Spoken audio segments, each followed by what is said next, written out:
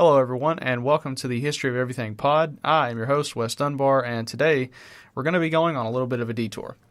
So, for the next full-length podcast, which I promise is coming out soon, but as it turns out, working full-time and taking classes full-time isn't exactly conducive to getting out deeply researched, well-thought-out, essay-length podcasts, but anyway, we're going to move the story of the Holy Roman Empire along from Charlemagne and his descendants onto the story of Otto I, also known as Otto the Great.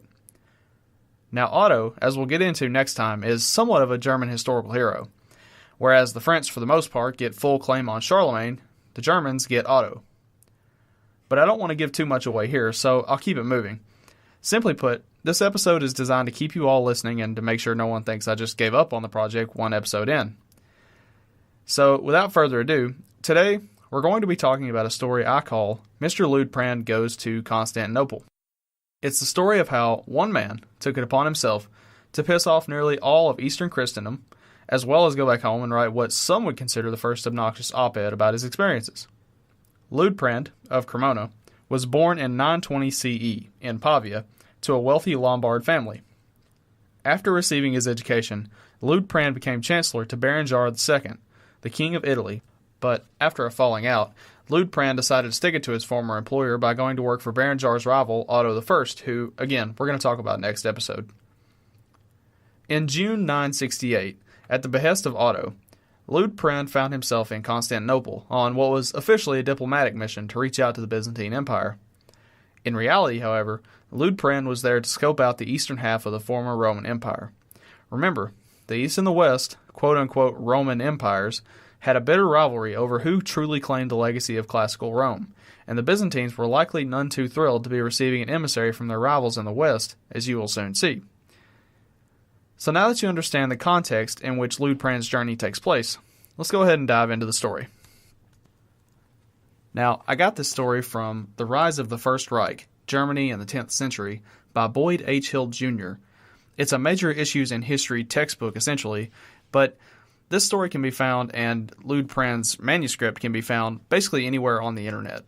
So it's widely available, and I highly recommend you check out the full thing. It's really good.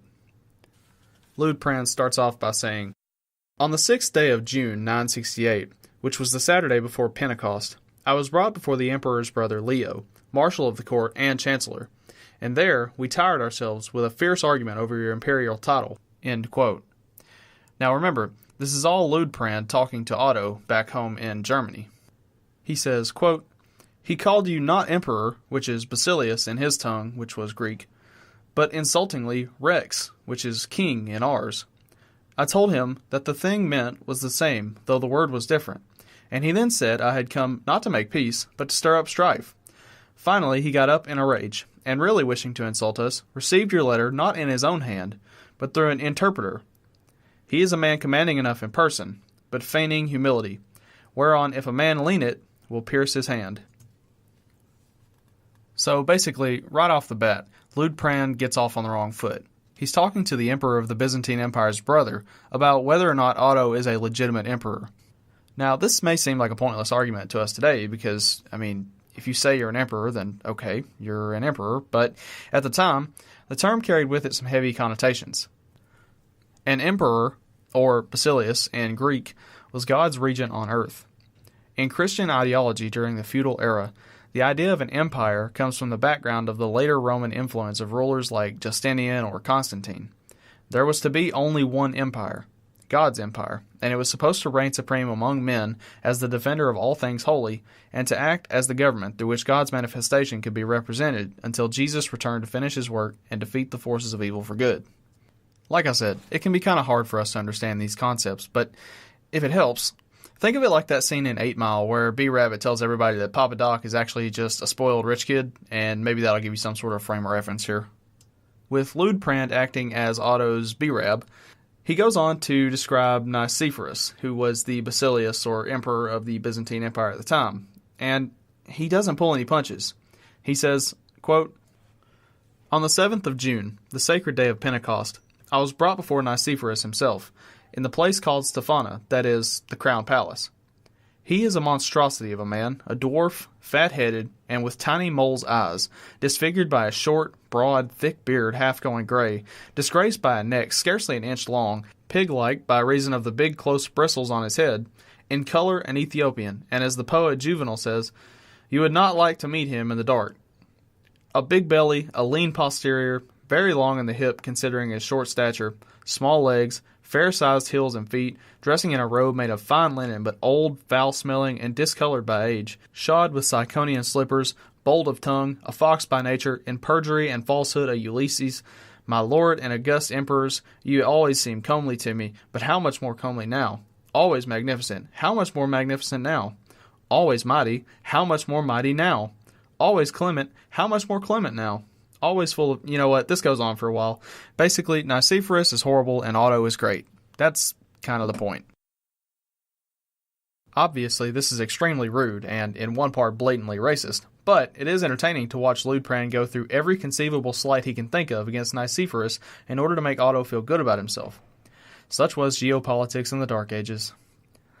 After this exchange, Liudprand talks about a tirade Nicephorus goes in against Otto, saying, quote, "It was our duty and our desire to give you a courteous and magnificent reception. That, however, has been rendered impossible by the impiety of your master, who in the guise of a hostile invader has laid claim to Rome. He has robbed Berengar and Adalbert of their kingdom contrary to law and right. He has slain some of the Romans by the sword, some by hanging, while other he had either blinded or sent into exile, and furthermore has tried to subdue himself by massacre and conflagration cities belonging to our empire.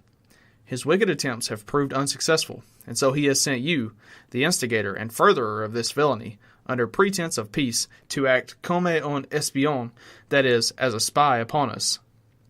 To him I made this reply, "My master did not invade the city of Rome by force, nor as a tyrant. He freed her from a tyrant's yoke, or rather, the yoke of many tyrants. Was she not ruled by effeminate debauchers, and what is even worse and more shameful, by harlots? Your power, methinks, was fast asleep then, and the power of your predecessors, who in name alone are called emperors of the Romans, while their reality is far different. If they were powerful, if they were emperor of the Romans, why did they allow Rome to be in the hands of harlots? Were not some of the holy popes banished, others so distressed that they could not procure their daily supplies, nor money wherewith to give alms? Did not Adalbert send insulting letters to your predecessors, the emperors Romanos and Constantine? Did he not rob and plunder the churches of the holy apostles? Who of you emperors, led by zeal for God, troubled to punish so heinous a crime and bring back the holy church to its proper state? You neglected it, my master did not. From the ends of the world he rose, and came to Rome, and drove out the ungodly, and gave back the vicars of the holy apostles all their power and honor, those who afterwards rose against him and the Lord Pope, as being violators of their oath, sacrilegious robbers and torturers of their lords and popes, in accordance with the decrees of such Roman emperors as Justinian, Valentinian, Theodosius, etc., he slew, beheaded, hanged, or exiled. If he had not done so, he himself would be an impious, unjust, cruel tyrant. It is a known fact that Berengar and Adalbert became his vassals, and received the kingdom of Italy with a golden scepter from his hand, and that they promised fealty under oath in the presence of your servants, men still alive and now dwelling in the city. At the devil's prompting, they perfidiously broke their word, and therefore he justly took their kingdom from them, as being deserters and rebels. You yourself would have done this to the same men who had sworn fealty and then revolted against you." So, for context, yes, Otto had invaded Italy at the Pope's behest, just as Charlemagne had. This is why he could be crowned Holy Roman Emperor by the Pope in the first place. But Liudprand is arguing that the former lords of Italy, Adalbert and his former boss Berengar, had sworn a promise of fealty to Otto, and then had broke that promise, and as such, Otto was well within his rights to punish his former vassals as he saw fit. After this argument, Liudprand describes a church procession, essentially a parade, that the Basilius was to take part in. Again, he mocks the Byzantines mercilessly, saying, quote, "I think that I shall have as much pleasure in describing this procession as my masters will have in reading it. A numerous company of tradesmen and low-born persons collected on this solemn occasion to welcome and honor Nicephorus line the sides of the road, like walls, from the palace to St. Sophia, tricked out with thin little shields and cheap spears. As an additional scandal, most of the mob assembled in this honor had marched there with bare feet, thinking, I suppose, that thus they would better adorn the sacred procession. His nobles, for their part, who, with their master, passed through the plebeian and barefoot multitude, were dressed in tunics that were too large for them, and were also, because of their extreme age, full of holes. They would have looked better if they had worn their ordinary clothes. There was not a man among them whose grandfather had owned his tunic when it was new. No one except Nicephorus wore any jewels or golden ornaments, and the emperor looked more disgusting than ever in his regalia that had been designed to suit the persons of his ancestors. By your life, sires, dearer to me than my own, one of your nobles' costly robes is worth 100 or more of these. I was taken to the procession and given a place on a platform near the singers. As Nicephorus, like some crawling monster, walked along, the singers began to cry out in adulation. Behold, the morning star approaches, the day star rises. In his eyes the sun's rays are reflected. Nicephorus, our prince, the pale death of the Saracens. And then they cried again, long life to our prince Nicephorus. Adore him, ye nations, worship him, bow the neck to his greatness. How much more truly might they have sung, come, you miserable burnt-out coal, old woman in your walk, wood devil in your look, clodhopper, haunter of byres, goat-footed, horned, double-limbed, bristly, wild, rough, barbarian, harsh, hairy, a rebel, and a Cappadocian.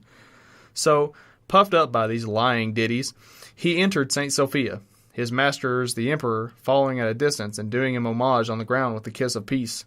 His armor-bearer, with an arrow for pen, recorded in the church the era in progress since the beginning of his reign. So those who did not see the ceremony know what era it is. It could just be me, but it seems like everybody was having a pretty good time. Maybe Liudprand is just a buzzkill. Either way, Liudprand goes on to complain some more about his accommodations. Motels, am I right? And describe yet another argument he had with Nicephorus, this time about who had the better troops. Liudprand apparently gets the better of this exchange when he insults the history of the quote-unquote Roman legacy to which Nicephorus lays claim. Nicephorus, truly offended by this exchange, orders Liudprand back to his cell, where he stays until he eventually decides to pack it up because, there is no way he can screw up relations with the Byzantines any worse than he already has. Other than providing us with some funny anecdotes that really only history nerds can appreciate, this short story of Liudprand's trip to Constantinople goes to show how contentious the relationship between the Byzantines in the east and the Holy Roman Empire in the west truly could be. In the next episode, we will begin with Otto's reign, and hopefully lead into discussing some of the drama between the emperors and the church. In the meantime, however, feel free to get in touch with me on Twitter, @historyOf_pod, that's @historyOf_pod. There you'll find updates on the show, as well as a convenient way to reach out to me. Until next time, this is Wes Dunbar for the History of Everything Pod, signing off.